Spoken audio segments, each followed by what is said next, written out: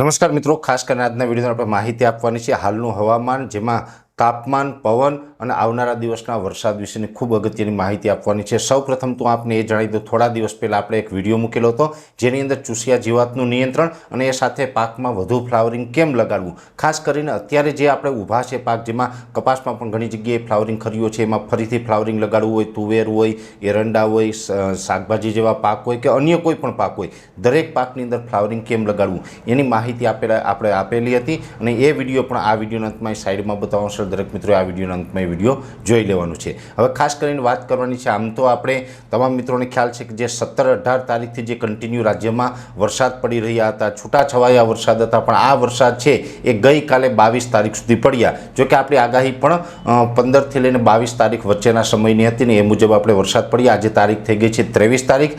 આજથી વરસાદની તીવ્રતા અને વરસાદના વિસ્તારમાં લગભગ 90% સુધીનો ઘટાડો પણ થયો છે, કેમ કે આ એક અસ્થિરતા હતી જેને કારણે 22 તારીખ સુધી વરસાદ પડ્યા છે છૂટાછવાયા, પણ આજે કદાચ 23 તારીખથી પણ અમુક જગ્યાએ કદાચ છૂટાછવાયા એકલ દોકલ જગ્યામાં વરસાદ પડ્યા હોય એ અપવાદરૂપ રહેશે, બાકી આજથી વરસાદે વિરામ લીધો છે। જોકે આજથી લઈને 27 તારીખ સુધી કોઈ હેવી વરસાદ નહીં, છતાં પણ છૂટાછવાયા ગરમીને કારણે કોઈ જગ્યાએ હળવા સામાન્ય જે થંડરસ્ટોર્મ એક્ટિવિટીના વરસાદ છે એ જોવા મળશે। જોકે 28 તારીખથી વરસાદની તીવ્રતા અને વરસાદના વિસ્તારમાં વધારો થવાનો છે। આપણે થોડા દિવસ પહેલાં પણ જે વિડીયો મૂક્યો હતો કે 28 સપ્ટેમ્બરથી લઈને 2 ઓક્ટોબર સુધી રાજ્યની અંદર લગભગ 50થી 60% વિસ્તારની અંદર વરસાદનો રાઉન્ડ આવે તેવી સંભાવનાઓ છે। જોકે એ સિસ્ટમ છે એ અત્યારે બંગાળની ખાડીમાંથી આપણે આગળ વધશે, એટલે 1-2 દિવસની અંદર આપણે એમની માહિતી આપશું, એટલે એ રાઉન્ડ આવવાનો છે જેની દરેક મિત્રોએ નોંધ લેવીને એ મુજબનું કામનું આયોજન કરવું। પણ ખાસ અત્યારે જોવા જઈએ તો આજે 23 તારીખ થઈ ગઈ છે અને 22 તારીખ સુધીનો વરસાદી રાઉન્ડ હતો એ પૂર્ણ થયો, ત્યાં સુધીમાં આગાહી મુજબ વરસાદ પણ જોવા મળ્યા છે।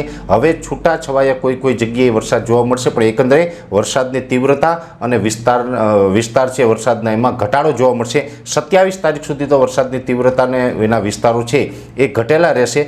28 તારીખથી તીવ્રતા અને વિસ્તારોમાં વધારો થશે, પણ એ સાથે જોવા જઈએ તો અત્યારે પવન છે એ પણ પોતાની નોર્મલ સ્પીડમાં આવી ગયો છે। છેલ્લા ઘણા દિવસથી પવનની સ્પીડ છે નોર્મલ કરતાં વધારે હતી, એ અત્યારે 12થી લઈને 15 કિલોમીટર પ્રતિ કલાકની ઝડપ પવનની થઈ ગઈ છે। ઓલ ઓવર ગુજરાતની અંદર અત્યારે પવનની ઝડપમાં ઘટાડો પણ થયો છે। જેવી રીતે વરસાદી માહોલ હતો ત્યારે પવનની ઝડપ વધી હતી, એ ફરીથી ઘટી અને નોર્મલ નજીક એટલે કે 12થી લઈને 15 કિલોમીટર પ્રતિ કલાકની ઝડપ પવનની થઈ ચૂકી છે અને એ સાથે તાપમાનમાં વધારો થયો છે। આમ તો લગભગ સપ્ટેમ્બર મહિનો અને ગુજરાતી મહિના પ્રમાણે ભાદરવો હોય એટલે સ્વાભાવિક રીતે ઊંચું તાપમાન હોય, પણ એ ઊંચું તાપમાન છે એ વચ્ચે આપણે કોઈ સમયમાં વચ્ચે આપણે તાપમાન ડાઉન થયું હતું, એ તાપમાન પણ ફરી આજે 23 તારીખથી ઉચકાયું છે અને આ ઉચકાયેલું તાપમાન છે એ 27 તારીખ સુધી કન્ટિન્યુ જોવા મળશે। આવતીકાલે 24 તારીખથી હજુ પણ આ તાપમાનમાં વધારો થશે। અત્યારે એવરેજ તાપમાન છે લગભગ 34થી લઈ અને 36 ડિગ્રીની રેન્જમાં નોંધાઈ રહ્યું છે।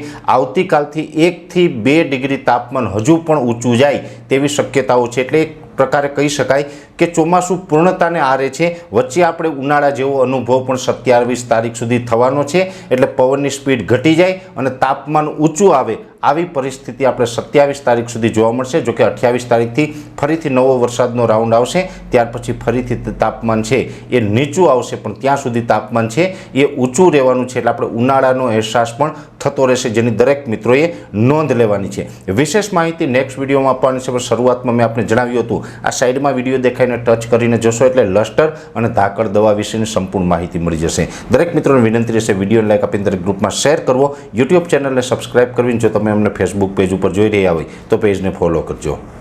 નમસ્કાર।